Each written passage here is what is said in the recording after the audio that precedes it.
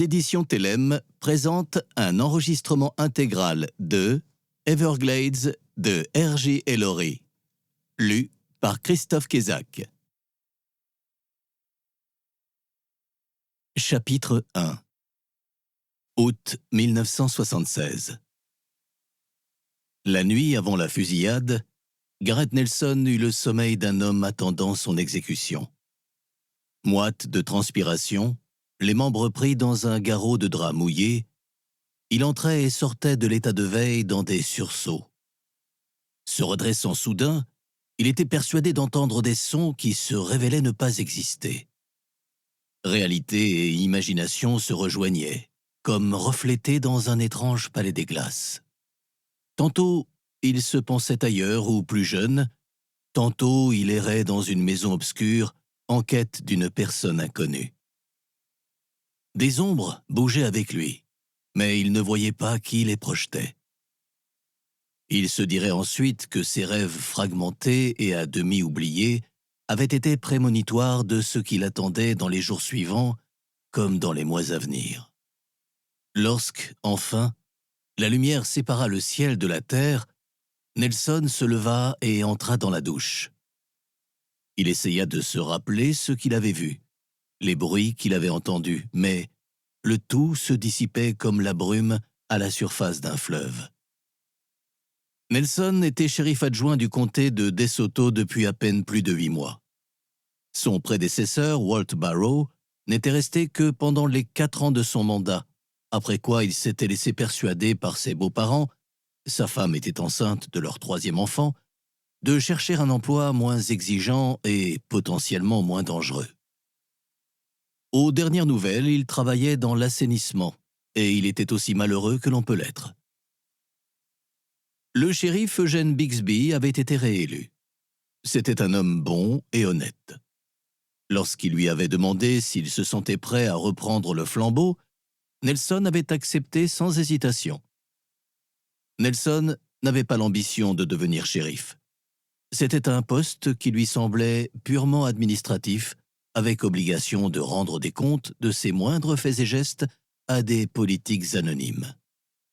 Le maintien de l'ordre était une affaire à la fois publique et personnelle, et une lointaine bureaucratie ne pouvait affirmer qu'elle comprenait comment va le monde, alors que son monde à elle en était aussi déconnecté. Les décisions d'un homme confronté au pire de l'humanité n'appartenaient qu'à lui et à lui seul. En dernière analyse, il n'était comptable que vis-à-vis de lui-même et de la loi. Lui seul saurait jamais s'il avait bien ou mal agi.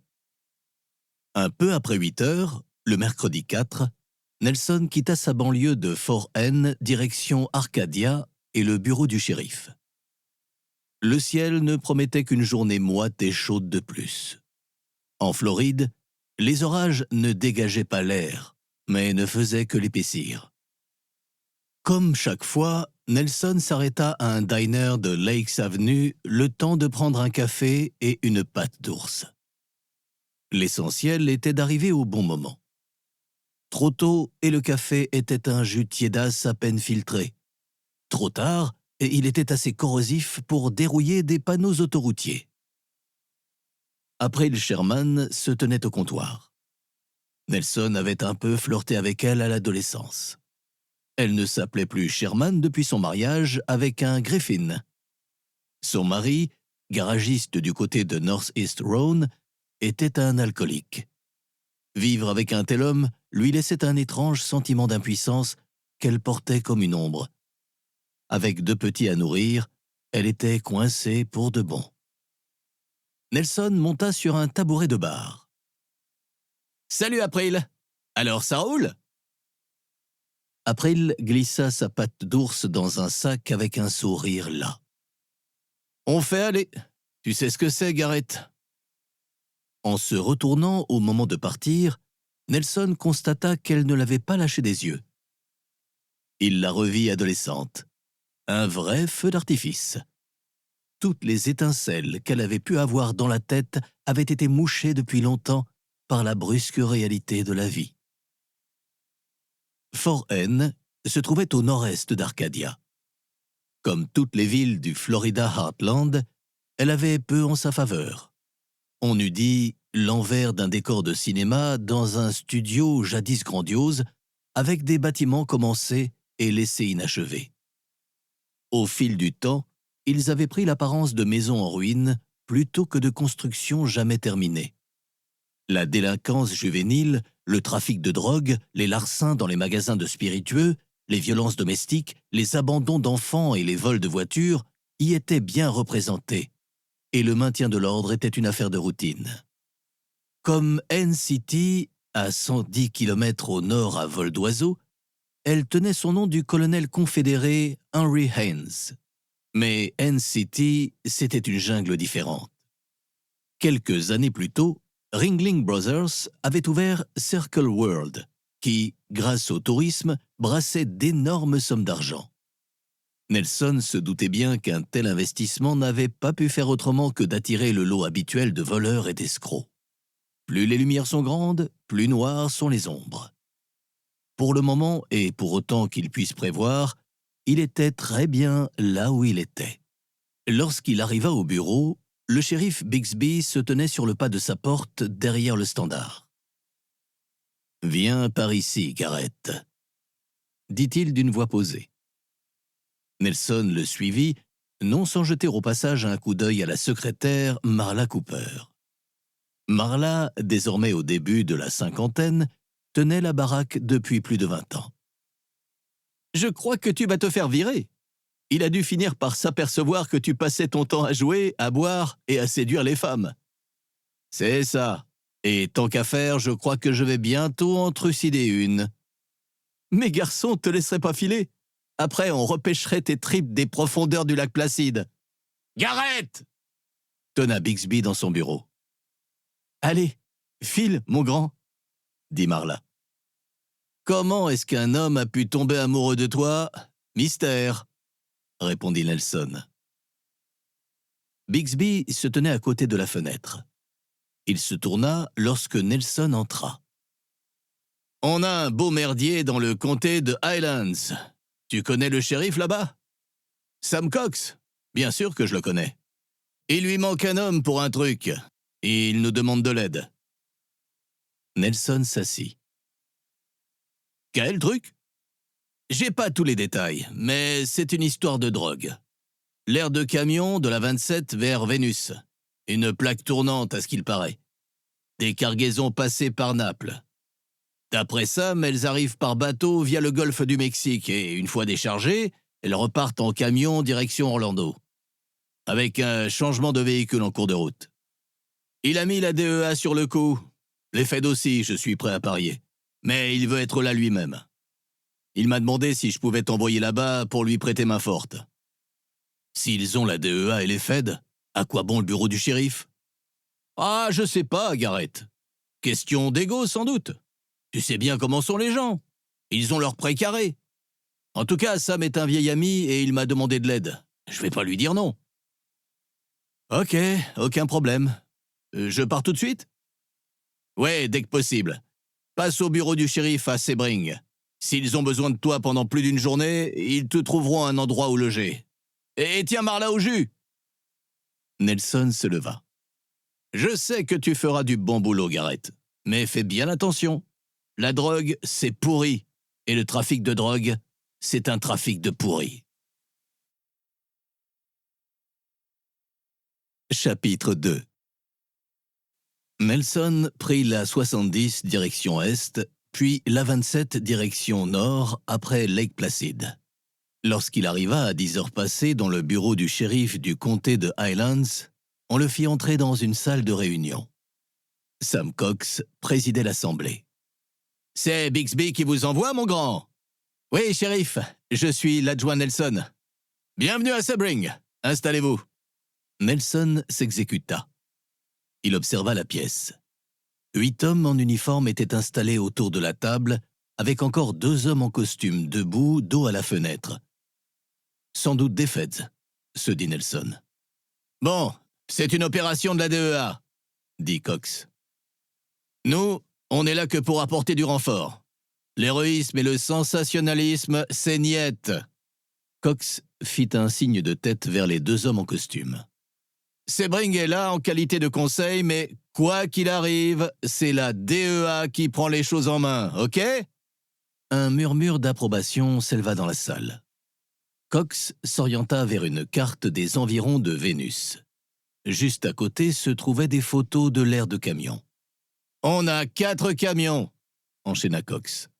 2 hommes par cabine, avec un 3e dans la remorque. Il y a 3 issues, 2 par la 27 vers le nord et vers le sud, et une vers l'ouest jusqu'au croisement avec la 17 à 5 ou 6 bornes de là. Ensuite, la 731 pique vers le sud en direction du comté de Glades. Des terres sauvages, comme vous le savez. Tout autour de l'aire de camion, il y a des voitures et aussi 2 ou 3 motos. On sait qu'elles ont les clés sur le contact et le réservoir plein. Vous allez vous retrouver avec une bonne dizaine de types qui vont faire tout ce qu'ils peuvent pour échapper à la capture. Comme c'est un trou perdu, il y a bon espoir qu'on pourra les coffrer, mais ça peut aussi jouer contre nous. On n'est pas face au genre de types qui vont baisser les bras au bout de 2 minutes pour se la couler douce à Southern State. Cox s'arrêta pour balayer la salle du regard. Des questions? Il n'y en avait aucune. Ok, donc tout le monde sait dans quelle équipe il est, sauf vous, adjoint Nelson. Cox lui montra un homme assis en face de lui. Ça, c'est Travis Faulkner. Il travaille avec moi. Vous irez au croisement de la 17 et de la 731 à l'ouest de Vénus. Il y a peu de chances pour que vous voyiez davantage qu'un coin de campagne, mais on ne sait jamais. Faites bien attention, on est tous sur la même fréquence radio. Si un trafiquant file de ce côté-là, votre boulot sera de l'arrêter. Nelson fit un signe de tête à l'intention de Faulkner qui lui répondit par un geste de la main. Les camions arrivent vers 15 heures, ajouta Cox.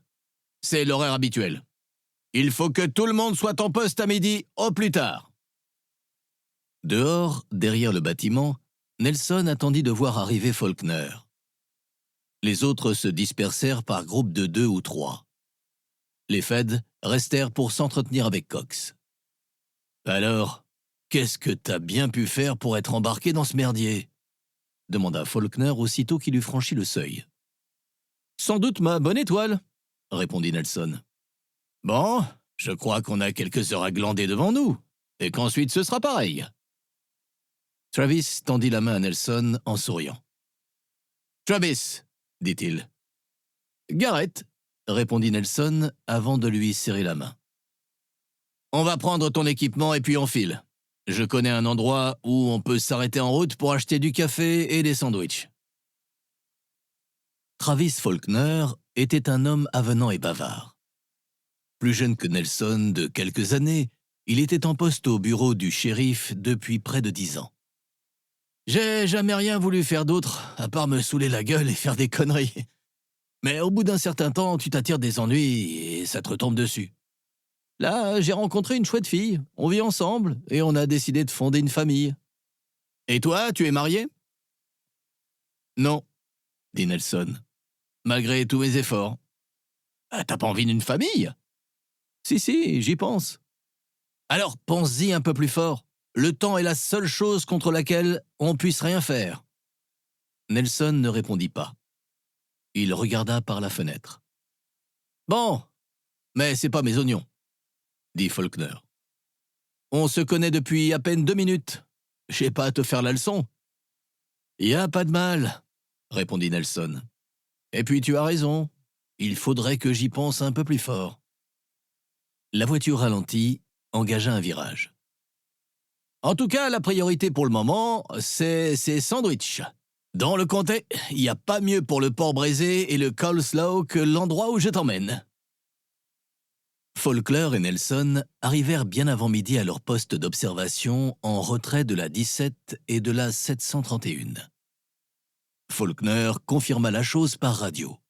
C'était une journée moite. Il faisait une bonne 30aine de degrés. Il fallait soit rester assis dans la voiture, avec le ventilateur qui brassait de l'air humide, soit sortir et attendre à la merci des moustiques, des moucherons et des aoutas. 1 heure passa, puis une deuxième. Environ toutes les demi-heures, Faulkner rapportait par radio qu'il n'y avait rien à signaler. Leur voiture, cachée sous des frondaisons, n'était visible que pendant les quelques secondes nécessaires pour la dépasser. Mis à part 2 pick-up et une moto, la seule présence sur le goudron fut un vélo jaune canari que montait un enfant. Il apparut mollement à gauche avant de traverser leur champ de vision au ralenti. L'enfant ne pouvait pas avoir plus de 8 ou 10 ans. D'où venait-il? Où allait-il? Mystère. Il offrait une vision incongrue, et Nelson et Faulkner suivirent en silence sa laborieuse progression pendant 3, voire 4 minutes. Lorsqu'il aperçut le véhicule de patrouille, l'enfant s'arrêta. Il resta immobile, juché sur son vélo, à regarder les 2 occupants avec attention, aussi surpris par leur présence que par la sienne. Il les observa une bonne trentaine de secondes, après quoi il leva lentement la main et leur fit signe. Sans réfléchir, Nelson et Faulkner levèrent la main pour en faire autant. L'enfant repartit, encore plus lentement qu'avant. « Qu'est-ce qu'il fait là, celui-là » dit Faulkner. « Un guetteur, si ça se trouve. »« Ah, mais bien sûr, c'est sans doute le célèbre hors-la-loi Al Bambino !» Nelson éclata de rire. Faulkner aussi. Ils passèrent le quart d'heure suivant à trouver des surnoms pour une bande de gangsters pas plus haut qu'1,20 m. Chapitre 3. Le premier signe d'anomalie arriva par radio juste avant 15h30. Entre 2 appels urgents et désespérés demandant du renfort, le bruit étouffé de coups de feu était sans équivoque. Faulkner tenta de joindre Cox en vain. Il suggéra de repartir vers l'aire de camion pour prêter main forte. « On reste ici », lui répondit Nelson. « Tu entends ça? À croire qu'ils ont besoin de toute l'aide possible ?»« J'entends, Travis. Mais nous, il faut qu'on reste ici au cas où un trafiquant fuirait par cette route. » Au bout d'une longue discussion, ils arrivèrent à un compromis. Ils iraient en direction de l'aire de camion à une petite vingtaine de km/h maximum. La route était étroite, et si quelqu'un arrivait en face, il pourrait lui bloquer le passage. Ils partirent peu après 15h45. Nelson était au volant. Faulkner tentait toujours de joindre Cox. À 15h51, un message leur arriva directement de l'adjoint du shérif, Scott Helm. « Travis, t'es là ?» Faulkner fit tomber la radio en essayant de répondre. Nelson arrêta le véhicule. « C'est toi, Scott ? Il y a une voiture qui vient vers vous. Tout est parti en vrille. Il y a eu 2 morts. Je crois que le shérif Cox a été touché. »« Quel modèle ?» demanda Nelson. Faulkner relaya la question. « Putain, je sais pas, Travis. Une voiture sombre, peut-être noire. Elle vous arrive dessus et elle va vite. » Il y eut de nouveaux coups de feu, de courtes salves, puis un seul et unique craquement. La radio cessa de fonctionner. « Scott ? Scott, t'es toujours là ?» Faulkner lâcha le bouton d'appel. Il regarda Nelson. « Je fais marche arrière !»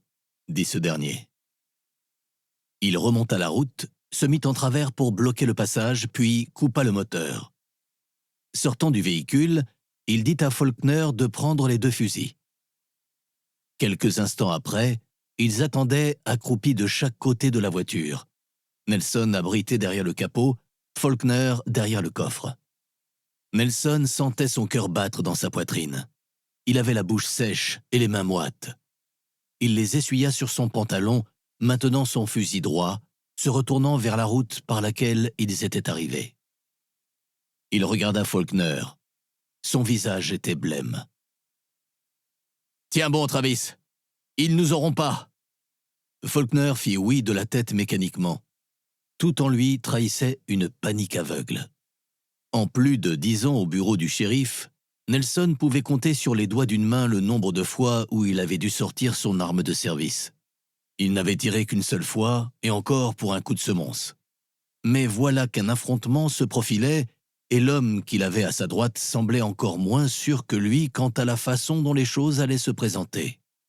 L'air était lourd et difficilement respirable. Peut-être était-ce seulement la tension qui régnait, mais Nelson sentait sa poitrine monter et descendre bien plus vite que la normale. Accroupi derrière le capot, il sentait chacun de ses muscles, de ses tendons, de ses nerfs. Il était plus contracté qu'un ressort d'horloge. Quand le bruit du moteur se fit entendre, il y eut un changement. « Et voilà !» dit Faulkner. « Pas de panique !» répondit Nelson. Il enfonça la crosse du fusil plus loin dans le creux de son épaule. Ils virent la poussière avant de distinguer le véhicule. Helm n'avait pas eu tort. Il arrivait à vive allure. Nelson se pencha dans l'habitacle et alluma le gyrophare. Le bruit du moteur à l'approche se fit plus fort. Il y avait une côte à gravir jusqu'à 200 ou 300 mètres de là et, dès qu'ils auraient été repérés, le véhicule parcourrait encore 20 ou 30 mètres avant de s'arrêter. Du moins, si les types en face décidaient de s'arrêter. Des deux côtés, la route était bordée de fourrés, le plus souvent broussailleux et saturée d'eau. Une manœuvre pour éviter la voiture de police et faire demi-tour vers la route s'avérait risquée, mais les gens aux abois font rarement des choix rationnels. Le seul et unique but des occupants était d'éviter la capture. Si des agents avaient été tués sur l'aire de camion, ils encouraient déjà la peine de mort. Une chance d'évasion, même au risque de leur vie, était bien préférable aux conséquences inévitables d'une arrestation. « Pas de coup de feu, sauf s'ils essaient de forcer le passage », dit Nelson. Aucune réponse de Faulkner. « Travis !» Faulkner sursauta. « Tu m'entends ?»« Oui, oui, je t'entends. » La voiture apparut dans une tornade de poussière. Elle freina quasiment à l'instant même et engagea un virage. « Il quitte la route !» cria Nelson. Le bruit l'assourdissait. Il n'entendait rien d'autre. Il roula sur le flanc, loin du capot. Il se redressa sur ses genoux et mit le fusil en joue. Il ne savait pas où était Faulkner, ne voyant que ce qui était droit devant lui. Appuyé contre l'aile, il visa un point en retrait de la route par lequel il faudrait que la voiture passe. Le fracas de la suspension, alors qu'elle pénétrait dans les fourrés, fut ponctué par l'écho soudain d'un pistolet. Une balle traversa la fenêtre passager du véhicule de patrouille. Nelson se retourna. Faulkner était à plat ventre par terre. « De l'autre côté !» lui cria Nelson. Faulkner hésita avant de bouger, mais il se mit bientôt sur ses deux pieds pour contourner le coffre en position accroupie. Nelson visa les roues arrière. Il tira une fois, puis une autre. La deuxième balle toucha le phare et une partie du passage de roue. Mais la voiture ne ralentit pas. Le moteur rugissait, les roues essayant d'avancer sur le sol détrempé. Nelson bondit sur ses deux pieds mais resta en position basse, et se servant du capot pour appuyer son fusil, il tira une nouvelle balle qui toucha le coffre. Visant plus haut, il brisa la fenêtre arrière et se projeta au sol lorsqu'une nouvelle salve jaillit de la banquette. La voiture les avait désormais presque dépassés. Elle prenait encore en vitesse et n'était plus loin de regagner la route. Nelson courut, Faulkner lui emboîtant le pas et, au moment où la voiture ressortait du fourré, les pneus avant reprenant contact avec le goudron, ils firent feu en même temps. La roue arrière côté conducteur éclata, le pneu tournant déchiqueté autour du moyeu. Le métal heurta le dur revêtement. Une spirale d'étincelles jaillit. Faulkner tira encore, touchant frontalement la portière arrière. La voiture dérapa, désormais hors de contrôle, et fit 2 tonneaux avant d'aller toucher le bord opposé de la route et de basculer sur le flanc. Le moteur et les roues tournant toujours, un grand nuage de poussière leur bouchant la vue, Nelson et Faulkner restèrent sans bouger, le fusil contre l'épaule, guettant un signe de mouvement. Nelson fit signe à Faulkner d'approcher derrière lui, ce qu'il fit avec prudence. Nelson obliqua vers la gauche et, du même pas hésitant que Faulkner, remonta le long de la route jusqu'au moment où il se retrouva face à l'avant de la voiture, qui était à la verticale. S'il y avait un survivant à l'intérieur, il devrait remonter pour ressortir en haut par la portière. Une telle éventualité était peu probable, étant donné la violence des tonneaux, mais il était aussi possible qu'un occupant ait été éjecté indemne. À moins de 2 mètres du bord de la route, Nelson ralentit. Il n'y avait toujours pas un bruit à part celui du moteur, plus qu'un faible murmure, et des roues qui tournaient avec les bouts de pneus qui claquaient contre le passage de roues. Nelson s'approcha de la voiture. Le pare-brise était craquelé, mais derrière, il put discerner la forme affaissée du conducteur. Les coups de feu avaient été tirés depuis la banquette.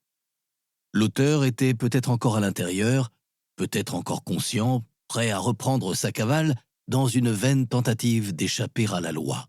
« S'il y a quelqu'un à l'arrière, montre-toi !» cria Nelson. « Pour toi, le voyage s'arrête là. Si t'as une arme, tu ferais mieux de la poser et de lever tes mains. » Toujours rien. Les roues avaient cessé de bouger. Le bruit du moteur n'était plus qu'un faible grognement. Faulkner, qui avait fait tout le tour du véhicule, se tenait maintenant face au toit. « Sans doute mort ou évanoui. »« Je vois le conducteur, » dit Nelson. « Mais pour l'instant, personne d'autre. »« Je vais faire basculer la voiture, » dit Faulkner. « Aide-moi !» Nelson et Faulkner posèrent leurs fusils pour faire pression contre le haut du toit et la voiture s'ébranla. Avant même qu'elle ne soit retombée sur ses roues, ils avaient repris leurs fusils et braqué la fenêtre arrière. L'auteur des coups de feu n'était pas visible. « Il est sans doute au sol, » dit Faulkner. « Ouvre la portière, » dit Nelson. « Lentement, et reste baissé. » Nelson s'avança, le canon pointé vers l'espace au bas de la banquette pendant que Faulkner prenait la poignée en main. « À 3 !» dit Nelson. Faulkner perdit l'équilibre. La portière s'ouvrit d'un seul coup. Nelson fut distrait par le miroitement du soleil dans le rétroviseur extérieur, qui ne dura qu'une fraction de seconde, mais qui suffit à le déconcentrer. Au moment même où il perçut le mouvement près du plancher de la voiture, au moment même où son doigt pressait la détente de son Mossberg 590 A1, le pistolet fit feu. L'homme à l'arrière de la voiture eut la tête et le haut du corps criblés par une salve de balles à double charge. À une distance aussi minime, l'effet fut dévastateur et immédiatement fatal. Lorsque, au même instant, Nelson fut projeté loin de la portière, il crut que c'était le recul du fusil. Ce fut seulement une fois à terre qu'il comprit qu'il avait été touché. Dans une ultime parade par une balle à faible hauteur et quasiment à bout portant, le tireur lui avait brisé le fémur droit et lui avait sorti l'os du pelvis. La douleur fulgurante comme une lame-scie à travers tout le corps fut telle que Nelson ne resta pas conscient plus de 30 secondes. La dernière chose qu'il entendit fut la voix de Faulkner. « Reste avec moi, Garrett! Putain, reste avec moi, bordel de merde !» dont l'écho lui parut toujours plus faible à mesure qu'il se laissait happer par un abîme de noirceur et de silence. Chapitre 4. « Vous avez eu beaucoup de chance, » dit le chirurgien sous sa blouse blanche. Elliot Gardner portait le costume. Avec ses lunettes fines et sa mince barbe grise, il avait une allure d'instituteur à la retraite. Il tira de la poche de sa veste un stylo qu'il dressa à la verticale. « Ça, c'est le fémur, c'est l'os de votre cuisse. En haut, il est relié au bassin par une tête qui vient se loger dans une cavité. En bas, il est relié au tibia et à la fibula par du cartilage. C'est l'os le plus solide du corps humain. Il peut supporter une grande quantité de pression et de force. » Gardner sourit après avoir marqué une pause. « Mais une balle de calibre 44 à une aussi faible portée peut le fracturer. Et c'est ça qui vous est arrivé. » Nelson, l'esprit embrouillé par les analgésiques, fronça les sourcils. « Alors, en quoi exactement ai-je eu de la chance ?»« L'artère fémorale, » répondit Gardner en descendant le doigt le long de son stylo. « Si la balle avait sectionné ou ne serait-ce qu'entamé cette artère, la perte de sang aurait été catastrophique. Dès que l'intégrité de cette artère est mise à mal, on perd connaissance et on meurt en l'espace de quelques minutes. Disons que, pour moi, j'aurais eu de la chance si je n'avais pas été blessé du tout. Bien sûr, mais je crois que plusieurs de vos collègues sont morts. » Oui, c'est ce qu'on m'a raconté. « Donc, vous avez eu beaucoup de chance, adjoint Nelson. » Nelson ne répondit pas. Il était à l'hôpital de Saint-Pétersbourg depuis près d'une semaine, dont il avait passé la majeure partie tellement noyé sous le contre-coup de l'anesthésiant et de la morphine qu'il avait perdu toute notion du temps. Il savait que Travis Faulkner était venu lui rendre visite. C'était lui qui lui avait annoncé que Sam Cox était mort des suites de ses blessures. Un agent de la DEA et un autre agent du comté de Highlands avaient aussi perdu la vie dans la fusillade de l'aire de camion. « Vous connaissez Hemingway ?» demanda Gardner. Il a dit « La vie brise tout le monde, et ensuite quelques-uns deviennent plus forts aux endroits où ils ont été brisés. Les os, c'est comme ça, ils se régénèrent, même si bien sûr ça prend du temps. Et dans certains cas, effectivement, ils deviennent plus forts. Vous avez maintenant une broche métallique dans le fémur. Pendant au moins 6 semaines, vous ne pourrez pas faire porter votre poids dessus. Il vous faudra un fauteuil roulant, puis des béquilles pour marcher. Il vous faudra des séances de kiné, et ce sera une expérience éprouvante. Un rétablissement complet peut prendre jusqu'à 6 mois, mais il faut faire des contrôles réguliers pour s'assurer qu'il n'y a pas de dégâts permanents au niveau nerveux ou musculaire. Je vais devoir rester allongé ici combien de temps? Encore quelques jours, et vous serez transféré dans une salle commune. Au bout d'une semaine environ, si tout reste dans l'ordre, vous pourrez rentrer chez vous. Et je devrais attendre 6 mois avant de reprendre le travail? Nelson devina ce que Gardner allait dire avant même qu'il n'ait desserré les lèvres. Il y a des conséquences permanentes à cette blessure. Même sans complications, il est plus que probable que vous boiterez de manière prononcée. Pendant longtemps, il ne sera pas question de faire des exercices vigoureux comme de la course à pied. La vérité, adjoint Nelson, c'est qu'il est hautement improbable que vous soyez un jour considéré comme médicalement apte à reprendre du service dans votre ancien secteur. C'est le seul que je connaisse. Gardner alla chercher le dossier de Nelson au pied du lit. Il l'étudia, puis dit « Vous avez 39 ans, vous êtes en bonne santé. Depuis combien de temps étiez-vous au bureau du shérif? » 11 ans, pratiquement 12. Et avant? Un tas de choses. Chauffeur de camion, ouvrier dans des usines, une chaîne de production automobile pendant quelques années. Donc, vous ne connaissez pas que le maintien de l'ordre. Une vague de nausée envahit Nelson depuis le plus profond de son être. Il brûlait de dormir, de disparaître, de remonter le temps pour dire à Eugène Bixby d'envoyer quelqu'un d'autre à Sebring. « Il y aura des décisions à prendre, » poursuivit Gardner. « Mais rien ne presse. La seule priorité pour l'instant, c'est le rétablissement et la rééducation. » Nelson eut l'impression de se noyer. Des bruits et des couleurs interrompaient toute séquence de pensées logiques. Il perçut des odeurs de cordite, de gasoil et de transpiration. Il reçut des éclaboussures de sang jaillies des profondeurs du véhicule. Il revit la tête de l'homme quasiment pulvérisée par la grêle de chevrotine. Le visage du tireur se confondit soudain avec celui de son père. Le pâle fantôme d'Elliot Gardner rétrécit à mesure qu'il s'éloignait. Les voix se confondirent dans un bain de bruit inintelligible, une série de murmures superposés. Et quelque part au milieu des remous, il entendit un lointain écho de coups de feu. Il y avait le commencement et la fin. Entre les deux, tout n'était que douleur et ombre. Le 12 août, Nelson fut transféré du service post-opératoire à celui des soins intensifs. Le 14, il se retrouva dans une salle commune.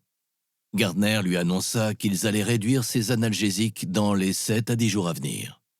« Ces substances sont très addictives, » expliqua-t-il. « Les conséquences de la dépendance aux médicaments prescrits sont tout aussi handicapantes et potentiellement mortelles qu'avec n'importe quel narcotique, légal ou illégal. Vous retrouverez vos forces si vous suivez les consignes, mais gardez bien à l'esprit qu'on ne peut pas hâter les choses. D'après mon expérience, les patients qui récupèrent le plus rapidement sont ceux qui ont une raison de le faire. Or, cette raison n'appartient à nul autre que vous. C'est vous et vous seul qui pouvez en décider. J'ai juste envie de rentrer chez moi. Pour le moment, c'est tout ce que je veux. » Vous vivez seul? Oui. Pas de femme, pas de famille, pas de petit ami? Non. Et vous avez des intérêts, des activités à côté du travail? Comme quoi?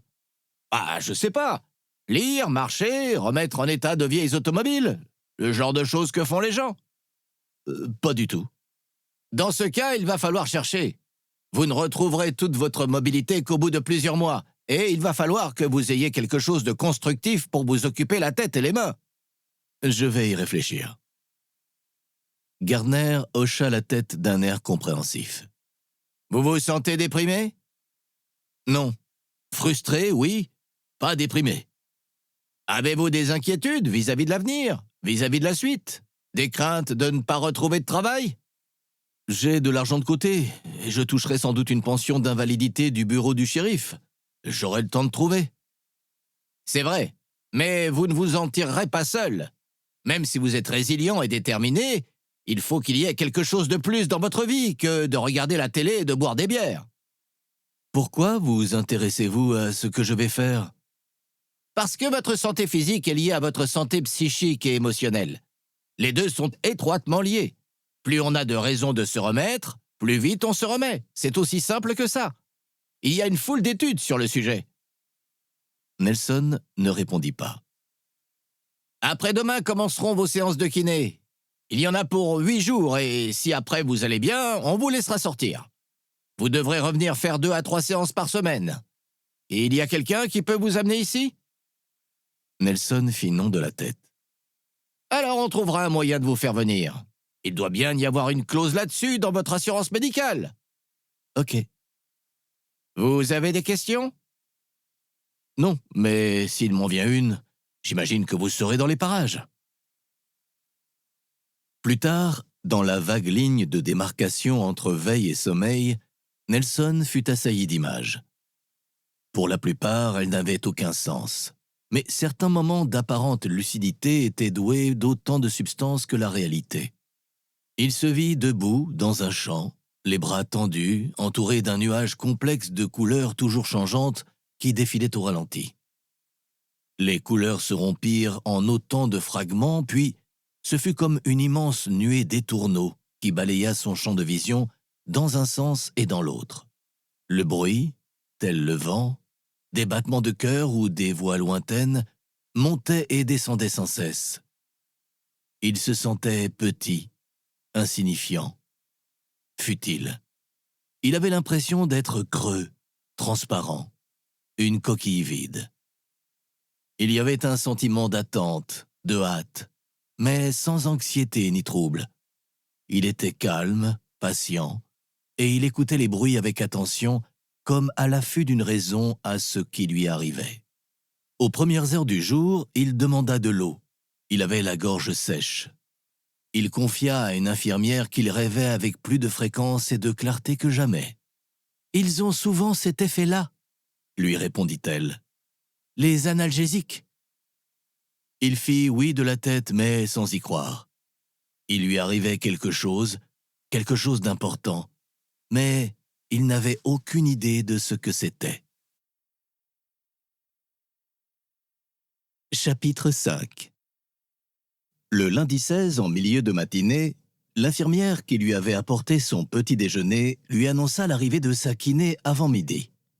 « Pensez à quelqu'un que vous détestez, » dit-elle. « Pas à quelqu'un que vous n'aimez pas, mais à quelqu'un que vous haïssez de tout votre cœur. »« Je ne hais personne, » répondit Nelson.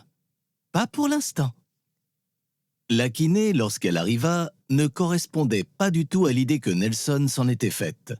Même s'il ne savait pas vraiment quelle idée il s'en était faite. Brune, menue et intense, elle lui parla comme pour le gronder sans qu'il sache ce qu'il avait fait de mal. « Anna Montgomery, j'ai grandi avec 4 frères. Autant dire que je sais me défendre.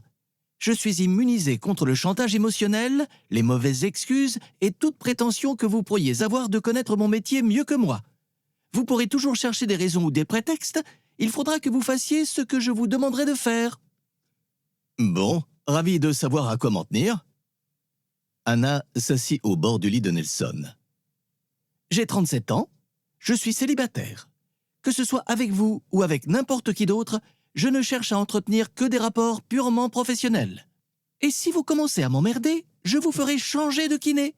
Jusque-là, tout est clair ? Clair comme le jour. Parfait. Alors dites-moi ce qui s'est passé. Vous n'avez pas le dossier? Ce qui m'intéresse, c'est votre version. Je me suis pris une balle dans la cuisse. Et ça vous a fait quoi? Ça m'a fait quoi? Ça m'a fait super mal. Voilà ce que ça m'a fait. Vous avez vu le docteur Gardner? Oui. Qu'est-ce qu'il vous a dit? Qu'il faut arrêter les analgésiques. Qu'il vaut mieux que je retrouve du boulot. Et qu'il faut faire des séances de kiné, et pas qu'un peu. Vous êtes déjà en retard, et plus vous attendrez, plus vous perdrez de force musculaire. On peut arranger ça, mais ce sera plus difficile au début. On verra comment ça se passe. S'il n'y a pas de gros problèmes, on vous laissera rentrer chez vous. Ensuite, vous pourrez revenir faire plusieurs séances par semaine jusqu'à ce que tout soit rentré dans l'ordre. Ok. Vous avez des questions sur ce qui vous est arrivé? Nelson fit non de la tête. Vous avez des questions avant de commencer? Je me demandais si vous étiez libre vendredi soir. Anna le regarda. Son expression ne varia pas. Je ferme les yeux pour cette fois. Ce sera la dernière. Nelson leva les mains en signe de capitulation. Je rends les armes. C'est toujours la meilleure décision. Bon, je vais vous chercher un fauteuil roulant. On va suivre un programme en 7 exercices, Expliqua Anna au centre de kinésithérapie. Manœuvre de la seigue, un exercice qu'on appelle pont pour renforcer les fessiers qui contribue à stabiliser la jambe pour tenir debout, marcher et monter les escaliers. On fait des coquilles. Vous êtes allongé au sol, les genoux pliés. Je mets un élastique autour et vous devez les desserrer petit à petit. Extension de hanche, puis quelque chose qu'on appelle abduction pour reconstituer la force musculaire aux hanches. Enfin, assis debout et step. On y va tranquillement. On fait chaque exercice jusqu'au moment où vous sentez venir la brûlure. On pousse un peu au-delà du seuil de confort, mais pas au point de surmener ou de déchirer quoi que ce soit. Tiens, j'ai une question. Si je suis déjà en retard, pourquoi est-ce qu'on ne m'a pas fait commencer avant? Parce que je suis l'une des rares kinés qui s'occupent de ces sortes de blessures. J'interviens ici, mais aussi à Tampa et à Orlando. J'avais des programmes à terminer dans ces hôpitaux. D'autres blessés par balle? Anna fit non de la tête. Non, personne n'a eu la drôle d'idée de se prendre une balle. Et ils vont bien? Non, ils sont tous morts. Mon planning s'est libéré. Maintenant, fini les questions. On a du pain sur la planche. Si Nelson avait cru ne jamais avoir autant souffert qu'avec sa blessure, il s'était lourdement trompé. Il n'était pas expert dans ce domaine, mais il savait que la douleur avait des manifestations si différentes et subjectives qu'on ne pouvait pas la mesurer. Ce dont il s'aperçut très rapidement, c'était que son seuil de tolérance était bien en deçà de ce qu'il s'était imaginé. La première séance eut beau durer moins de 30 minutes, à la fin, il était à l'agonie, ruisselant de sueur et complètement épuisé. Anna le fit allonger dos contre terre. Dès qu'il ferma les yeux, elle lui poussa l'épaule du bout du pied. « On ne s'endort pas. On reste réveillé. »« Je peux avoir des analgésiques? » ?»« Non, pas encore. Et on va me débarrasser le plancher vite fait. Douche froide. »« Ça va pas la tête, Anna? » ?»« Eh, mais ça tire au cul, Nelson. Allez, debout. Levez-vous pour faire circuler le sang. Comme ça, les zones douloureuses seront irriguées et elles récupéreront plus vite. »« Pas de douche froide pour moi. » »« Les vaisseaux sanguins vont se contracter. Ça vous fera moins mal. » Pourtant, j'avais entendu dire... Je me fiche pas mal de ce que vous avez entendu dire. Je sais ce que je fais. L'alternance chaud et froid est bonne pour la circulation. Maintenant, debout. Vous pouvez me donner un coup de main au moins? Arrêtez de faire le gamin, dit Anna debout au-dessus de lui.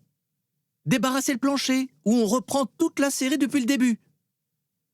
Garrett pivota sur son flanc, prit appui sur son coude et se hissa en position assise. Voilà, dit Anna. Ça devient plus facile au fur et à mesure? Non, pas avant un bon bout de temps. Et demain, vous vous réveillerez avec l'impression qu'un convoi exceptionnel vous est passé dessus. J'ai hâte. Tant qu'il y a de la douleur, il y a de la vie, Garrett. C'est votre mantra? Un parmi d'autres, répondit Anna, un sourire aux lèvres. Je crois que c'est la première fois que je vous vois sourire. Si vous n'allez pas dans la douche tout de suite, ce sera la dernière. Et le plâtre? On va le recouvrir d'une gaine étanche. Je sais ce que je fais, ok? Dites, vous êtes vraiment un paquet de nerfs, hein ?» dit Nelson en remuant la tête. « Et vous n'avez encore rien vu. Je suis dans un bon jour. » Comme pour confirmer Gardner dans l'idée que Nelson menait une vie solitaire, personne ne lui rendit visite dans la suite de la semaine. Étant donné les exigences physiques des séances de kiné avec Anna et le fait qu'il dormait 10 à 12 heures par jour au minimum, il n'aurait pas été de bonne compagnie de toute façon. Il n'avait pas seulement mal à la jambe, mais aussi dans le bas du dos, aux épaules et au cou. La réduction progressive des analgésiques ne fit que souligner avec quelle facilité il aurait pu devenir dépendant. Il savait qu'il devait lutter de toutes ses forces contre la tentation d'en demander, et ce fut ce qu'il fit. Il se connaissait assez bien pour savoir qu'il pouvait tomber tout naturellement dans cette habitude. Après quoi, s'en débarrasser serait quasiment impossible. Le dimanche 22, lendemain du retrait de son plâtre, Anna le raccompagna à la salle commune à la fin de sa séance. Elle avait apporté des béquilles et un déambulateur. Elle lui montra comment les utiliser et lui demanda sa préférence. « Les béquilles, sans hésitation. »« Demain, vous rentrez chez vous. Il ne faut pas cesser de bouger. Il ne faut pas rester au lit toute la journée ou assis devant la télé. Allez-y tranquillement. Si ça vous fait trop mal, vous arrêtez. Servez-vous des murs et des cadres de porte pour appuyer le haut de votre corps. Ne tombez pas. N'oubliez pas qu'il va falloir encore 6 à 8 semaines avant que l'os se ressoude comme il faut. Vous aurez 3 séances avec moi par semaine. Quelqu'un ira vous chercher. Si vous faites des difficultés, c'est moi qui me déplacerai. Mais je peux vous dire que vous n'aimerez pas ce que je vous ferai faire. » »« Je n'ai jamais aimé ce que vous me faisiez faire. » Anna resta un moment sans rien dire, puis l'austère maîtresse d'école s'adoucit. « Vous vous êtes très bien débrouillé, Garrett. Vous vous en sortirez. Vous récupérez comme prévu. Il n'y a pas de complications. Vous pouvez être fier de vous.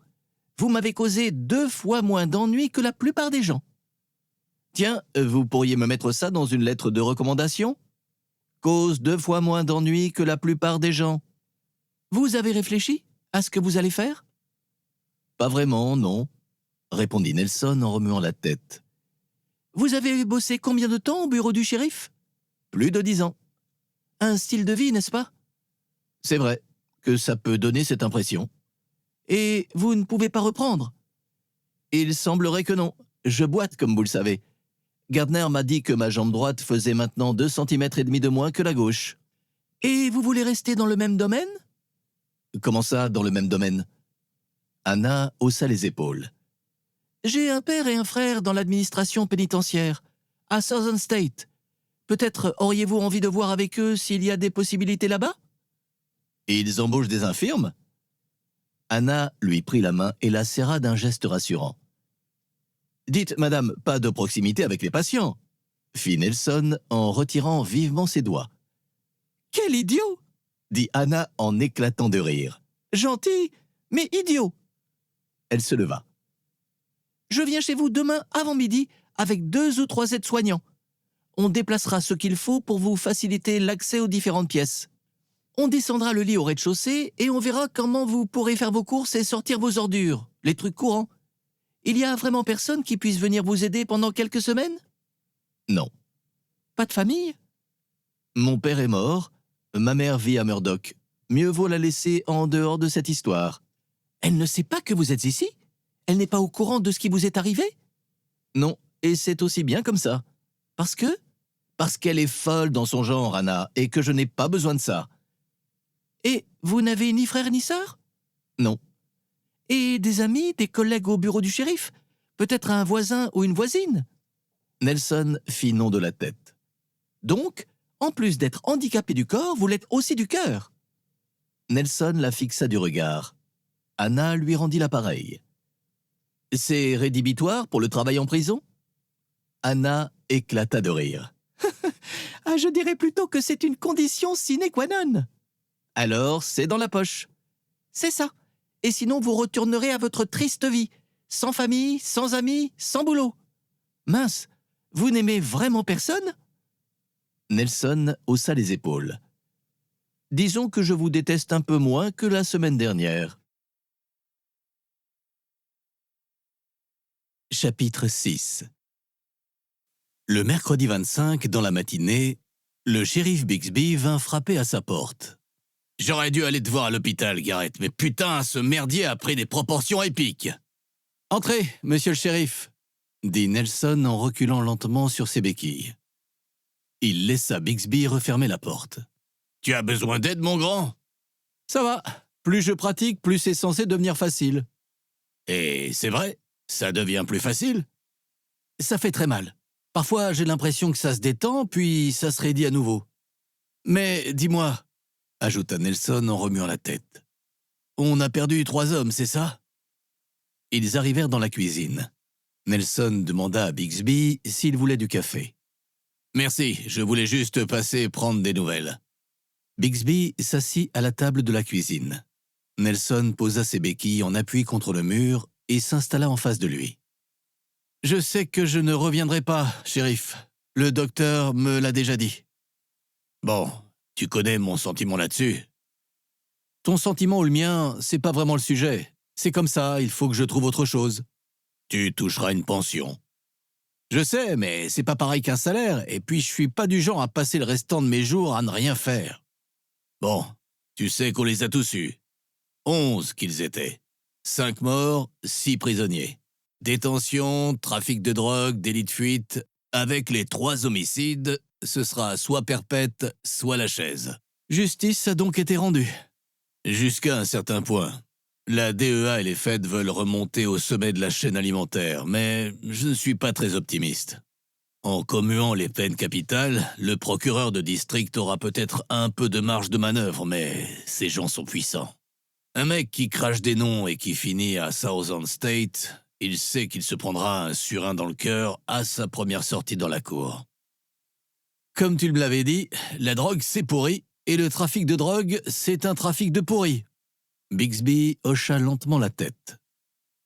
D'ailleurs, je voulais te demander pardon, tu sais. Me demander pardon? C'est moi qui t'ai mis sur le coup, Garrett. Merde, j'aurais pu lui dire non à Sam Cox. J'aurais pu chercher à en savoir davantage sur cette histoire. Si j'avais su qu'il y avait tous ces faits et ces types de la DEA, j'aurais peut-être... Ça sert à rien de parler comme ça. C'est pas une manière de penser, ça changera rien à ce qui s'est passé. En tout cas, c'est pas ce qui me permettra de revenir. Bon. Mais il y a peut-être un truc, tu sais. Peut-être une fonction administrative. Nelson sourit. Je ne suis pas fait pour rester le cul sur une chaise, et tu le sais. Autant travailler dans une compagnie d'assurance ou ce genre de truc. Non, pour moi, c'est fini. Il faut une rupture nette. J'ai le temps d'y réfléchir. J'ai des options. Je lorgne du côté de Southern State. Bon, c'est pas une mauvaise idée. Mais dis-toi bien que c'est un endroit dur. On parlait de pourri. Là-bas, tu as les pires du lot. Tous les uns sur les autres comme dans un putain de zoo. Je vais voir. Peut-être que ça collera pas. Et si je le fais et que j'aime pas, je suis pas obligé de rester. C'est ça. Sam Cox, c'était bien un ami pour toi? Bixby soupira d'un air résigné. Ami, c'est poussé un peu loin. On n'était pas des potes de bar ni rien, mais j'en savais assez pour en conclure que c'était quelqu'un de bien, de fiable. Jamais de coup tordu. C'est d'une tristesse de perdre un homme comme lui. Et ça va? Bixby leva les yeux comme surpris par la question. Moi? Bien sûr que ça va. J'ai pas le temps de m'apitoyer, Garrett. J'ai 2 filles, 5 petits-enfants, un fils qui va bientôt se marier. Tous les problèmes d'un comté à gérer. Le plus souvent, je peux même pas fumer une cigarette tranquille sans qu'on vienne me hurler dessus pour une raison ou pour une autre. Tant mieux. Et toi? Je crois que je t'ai jamais entendu parler de famille. Tu as quelqu'un qui vient ici? Une fille, peut-être? Nelson fit non de la tête. Je n'ai jamais vraiment franchi le pas. Je me suis jamais vu avec une famille. Je suppose que certains sont faits pour ça et d'autres non. Bixby marqua un temps d'hésitation. Quoi? J'allais te poser des questions sur ton père, mais bon, c'est pas mes oignons. Sur mon père? Bixby haussa les épaules. Des rumeurs. Comme quoi il était shérif, comme quoi il était pourri? Un truc dans ce genre. C'est plus que des rumeurs. C'était un homme pourri, corrompu comme personne. Assez de casseroles pour ouvrir une boutique. Tu sais comment il est mort? Il s'est tué, n'est-ce pas? Il a mis son revolver de service dans la bouche et il s'est perforé le crâne. Il y eut un silence embarrassé. Bixby baissa les yeux, puis les détourna comme s'il regrettait d'avoir abordé le sujet. « Eh bien, comme je te l'ai dit, j'ai jamais un moment à moi. Je vais devoir rentrer. » Bixby se leva et prit son chapeau. « Bouge pas, Garrett. Je trouverai bien la sortie. » Ils échangèrent une poignée de main. « Si tu as besoin de quoi que ce soit, » dit Bixby, « tu sais où me trouver. Tu étais un super adjoint. Un putain de vide que ça fait à combler. » Nelson n'aurait pas dû mentionner le suicide. Il portait comme un manteau mal taillé le poids de cet ultime défi à la raison. On lui avait demandé un jour, alors qu'il avait 39 ans et que sa mère était veuve depuis une vingtaine d'années, si c'était pour racheter les péchés de son père qu'il avait terminé au bureau du shérif. Cela n'aurait pas pu être plus éloigné de la vérité. Il avait rejoint les forces de l'ordre pour divers motifs qu'il avait encore du mal à cerner tous. Nelson traversa la cuisine et alluma la radio, espérant se distraire des sombres pensées qui occupaient son esprit. Il monta le volume, en vain. Même au-dessus de la musique, il entendait toujours les furieuses clameurs du passé. Chapitre 7. Avant la fin du mois de septembre, Nelson put se passer de ses béquilles et marcher avec une canne. « D'ici Noël, vous en serez débarrassé aussi, » lui dit Anna. C'était le mardi 28, et il la regardait, allongée sur le dos, pendant qu'elle lui pliait et lui tordait la jambe comme dans l'espoir de la lui arracher. « Vous aimez ça, hein? Faire mal aux gens? »« Bien sûr, surtout à vous. » Une fois l'exercice terminé, Nelson se redressa. « Vous savez, j'ai bien réfléchi à Southern State. Je me sens devenir à moitié dingue, assis dans cette maison. Il faut vraiment que je retrouve du boulot. »« Alors venez donc rencontrer mon père. »« Il serait d'accord? »« Bien sûr. »« Vous seriez là aussi? »« Pourquoi? Vous auriez peur de le rencontrer seul? »« Non, pas du tout, mais j'aimerais faire comme si c'était un rendez-vous galant. » Anna sourit.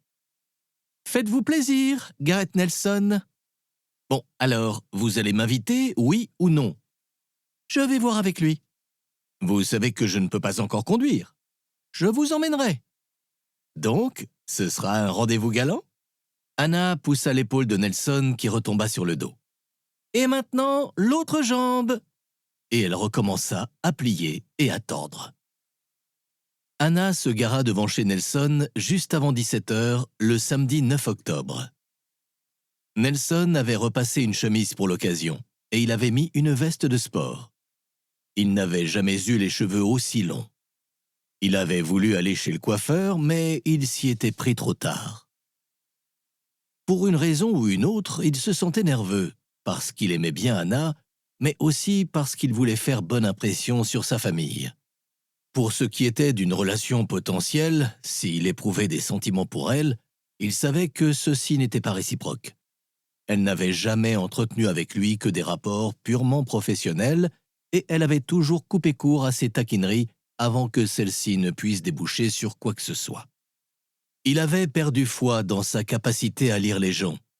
Il n'y était arrivé que sur la base d'enquêtes de police. Il aurait pu flairer un menteur jusqu'aux frontières du comté, mais là, c'était très différent. Il voulait être aimé. Peut-être en avait-il besoin. Mais les sentiments d'Anna lui demeuraient un mystère, et cette obscurité ne lui plaisait guère. « Vous avez fait un effort », lui dit-elle lorsqu'il ouvrit la porte. « Ce n'était pas la peine, vous savez ?» Il recula pour la laisser entrer. Elle marcha jusqu'au salon, puis passa dans la cuisine. « Vous cherchez quelque chose ?» lui demanda Nelson. « Je vérifie que vous faites bien le ménage », lui répondit Anna. « Vous ne dormez plus en bas ?»« Non, le gars qui m'emmène à l'hôpital m'a aidé à remonter le matelas il y a une quinzaine de jours. Monter et descendre les escaliers, c'est bon pour vous. Bon, vous êtes prêts ou il faut d'abord vous couper les cheveux ?»« Fichez-moi la paix », répondit Nelson, un sourire aux lèvres. Il y avait à peu près 110 kilomètres de Fort Hayne au comté de Hendry. Anna recula le plus loin possible le siège passager de sa Ford Falcon pour que Nelson puisse étendre ses jambes. Puis elle démarra comme si le but était de se rendre au plus vite sur le lieu d'un incendie. Nelson n'était jamais allé à Clay Winston, une ville située à environ 130 km au nord-ouest de Fort Lauderdale. À l'entrée de la ville, il remarqua un panneau « La ville la plus douce d'Amérique ». Une allusion aux plantations de canne à sucre, expliqua Anna. Certainement pas aux habitants. Votre famille a toujours vécu là? 3 générations. Mais mon père vous racontera. En repartant, vous saurez tout sur la Floride, même des choses que vous n'auriez jamais eu envie de savoir. Vous vivez avec vos parents? Non, j'ai un appartement à Lakeport, mais on est proches, vous voyez. Je viens plusieurs fois par semaine.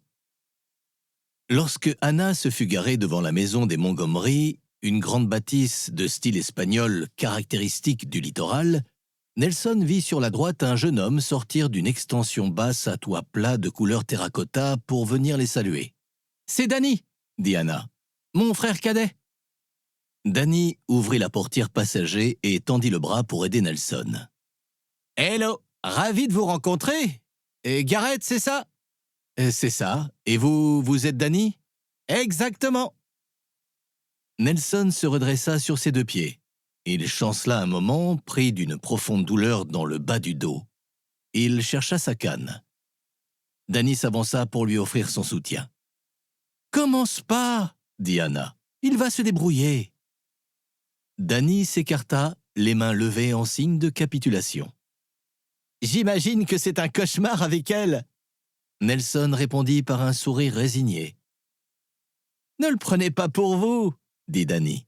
Elle est comme ça avec tout le monde. » Les Montgomery semblaient s'être donné pour but de déjouer les attentes de Nelson. Myriam, la mère d'Anna, vint l'accueillir sur le seuil avec tant de chaleur qu'il fut pris au dépourvu.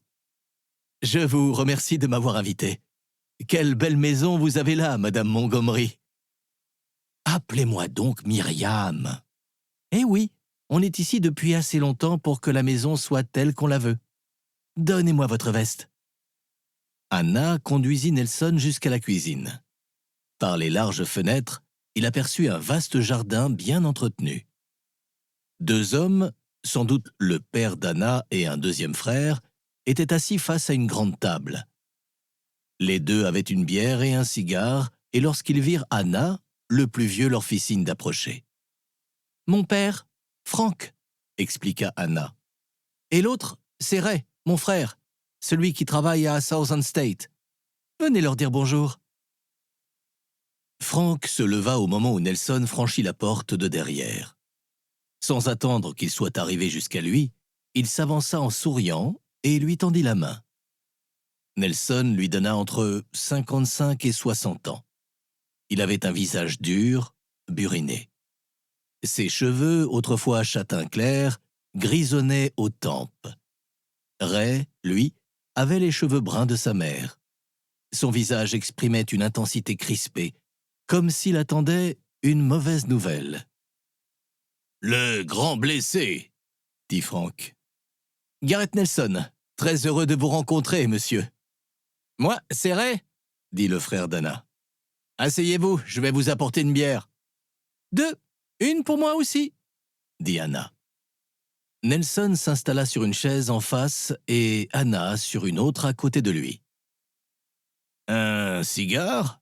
demanda Frank. « Ce sont des bons, ceux-là. »« Je vais passer mon tour, merci. »« Alors, comme ça, vous êtes le héros du comté ?»« Plutôt la cible, » répondit Nelson. « Un sacré boulot que vous avez fait là, en démantelant ce gang de trafiquants. » C'était une opération de la DEA et des Feds. Nous, on était là seulement en renfort. Mais ils les ont eus, non? À ce que je sais, c'était un gros coup. La cam entrait par le Golfe et remontait jusqu'à Miami. Ray ressortit avec les bières. Ils levèrent leurs bouteilles et trinquèrent à la bienvenue de Nelson. « On dirait, » répondit Nelson. « Je n'ai pas tous les détails, Je suis du comté de DeSoto. Le shérif m'a envoyé dans le comté de Highlands car il manquait un homme là-bas.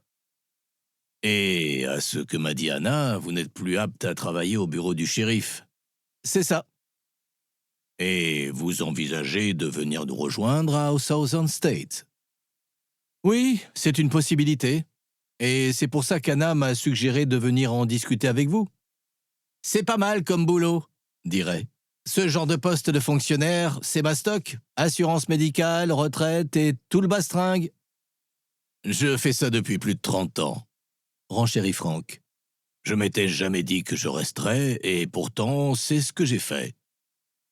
Il regarda son fils. Et Ray, lui, il est là depuis...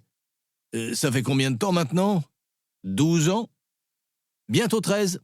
Aucune intention de changer. Aujourd'hui, j'ai une femme et j'espère que les enfants vont pas trop tarder. Un père de famille, il lui faut un travail fiable, hein? Et vous n'êtes pas marié? Demanda Frank. Nelson fit non de la tête. Jamais voulu? Si, ça a même failli arriver, mais c'était un drôle d'animal. Elles le sont toutes, dirait. C'est pour ça qu'il faut les dompter. Anna éclata d'un rire sec. Merde! Si je connais un homme suspendu à la volonté de sa femme, c'est bien toi, Ray Montgomery. Elle pourrait te séquestrer au fond de la cave sans même te donner un seau pour pisser, que tu l'appellerais toujours ma chérie. Ray haussa les épaules d'un air résigné, prenant cette pique en bonne part. « Vous êtes né en Floride ?» demanda Frank. « Comté de Charlotte, ma mère y vit toujours. »« Et votre père ?»« Il est mort. J'avais 18 ans.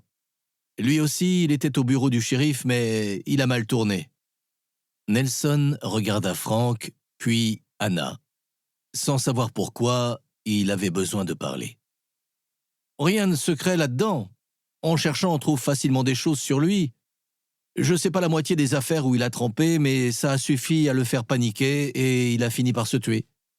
Sans doute une meilleure fin que la prison à vie. » Merde, navré d'entendre ça, mon grand. C'est le passé, on peut le raconter 1000 fois, ça ne le fera pas changer. C'est votre vie, Garrett, je comptais pas m'en mêler. Vous ne m'aviez jamais raconté ça? Dit Anna.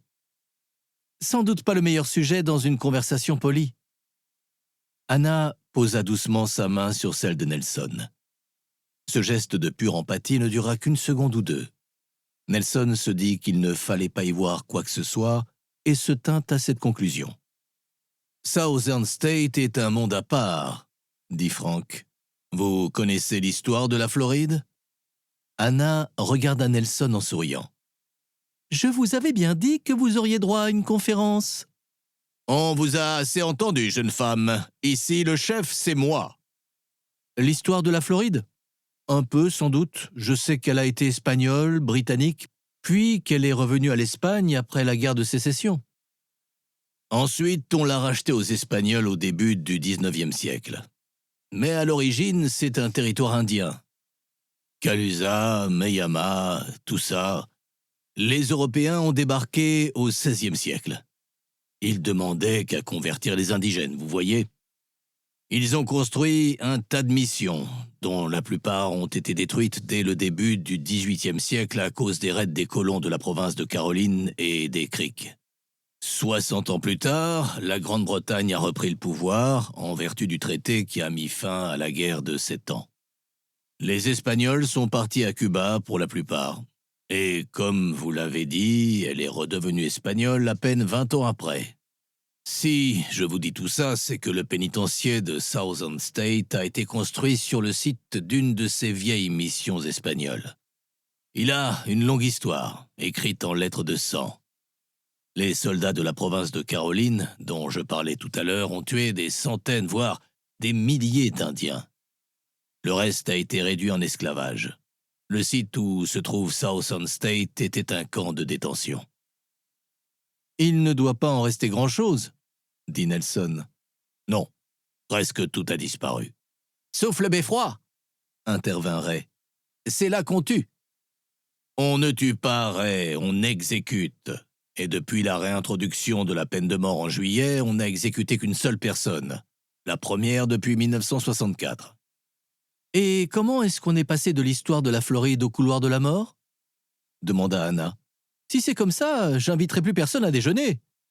Garrett doit comprendre où il met les pieds, dit Frank. S'il bosse là-bas, il a toutes les chances de ne pas être affecté seulement à population générale. Dans le couloir de la mort, on a affaire à des gens qui savent qu'ils vont mourir dans le beffroi. En plus, ils savent quand et ils savent comment. De quoi devenir dingue. Tout ce qu'ils ont envie de faire, ils peuvent pas le faire. J'en suis témoin. J'en ai accompagné jusqu'à la chaise, et c'est pas beau à voir. En gros, vous me demandez si j'ai un problème avec la peine de mort? Dit Nelson. Et il faut croire, répondit Frank. Nelson prit sa bouteille de bière et se rappuya contre le dossier de sa chaise. J'ai bossé plus de 10 ans au bureau du shérif. J'ai dû sortir mon arme 4 ou 5 fois en tout et pour tout. Ça suffisait à régler le problème. Il y a 2 mois, j'ai éclaté la tête d'un mec à coups de fusil. Sans ça, je serais mort. Aucun doute là-dessus. Alors pour moi, c'est bien de la loi qu'on parle. Protéger et servir, c'est ça? Si la Cour suprême a jugé bon de réintroduire la peine de mort, c'est que, désormais, c'est la loi. Un type qui a commis un crime encourt la peine prévue pour ce crime. Si un tribunal a jugé bon de lui ôter la vie, c'est qu'aux yeux du juge et des jurés, il représente encore une menace pour des innocents. S'aborder ça, c'est s'aborder tout le système judiciaire. Et sans système judiciaire, plus de société. Plus personne ne parla pendant un certain temps. Après quoi, Frank hocha lentement la tête. « Hé, mon gars, oubliez donc Southern State, dit-il en souriant. Présentez-vous plutôt au poste de gouverneur de Floride. » Chapitre 8. Le drôle d'animal dont Nelson avait parlé s'appelait Diane Warren. Il s'était dit que la vie conjugale la calmerait et s'était mis en tête de la demander en mariage. Des personnes qui la connaissaient l'avaient prévenu, des gens dignes de foi, mais il avait toujours été dans sa nature de ne pas écouter les sages conseils et de tailler sa route. Il avait mis toutes ses économies dans une alliance et l'avait invité à dîner dans le restaurant le plus cher d'Arcadia. Diane l'avait coupé net dans son élan. Rien que l'idée l'avait fait rire. « Tu croyais ça, Garrett? Qu'on allait acheter une petite maison, avoir des enfants et tout le bazar ?» Il n'avait rien répondu, noyé dans l'amertume du rejet. « Putain, mais Garrett, tu vis dans un autre monde !» Sur ces mots, elle s'était levée, avait vidé son verre de vin d'une traite et lui avait dit qu'elle s'en allait. Elle s'était exécutée dans la foulée sans se retourner une seule fois. Nelson était resté assis, muet, jusqu'au moment où le serveur était arrivé avec 2 assiettes. Après ça, plus moyen d'aller de l'avant ni de revenir en arrière. Ils s'étaient reparlé 2 ou 3 fois, puis plus rien. Aux dernières nouvelles, qu'il n'avait eues que par hasard, elle était partie dans le nord et vivait désormais non loin de Jacksonville. Il aurait pu obtenir des informations à peu de frais, mais autant se cogner la tête contre un mur pour voir si ça faisait mal. Le trouble et le manque d'assurance engendré par cet incident, qui en tout et pour tout n'avait duré que quelques secondes, l'avaient longtemps hanté. 8 ans plus tard... Nous espérons que vous avez apprécié cet aperçu. Pour continuer à écouter ce livre audio sur Google Play Livres, utilisez le lien dans la description de la vidéo.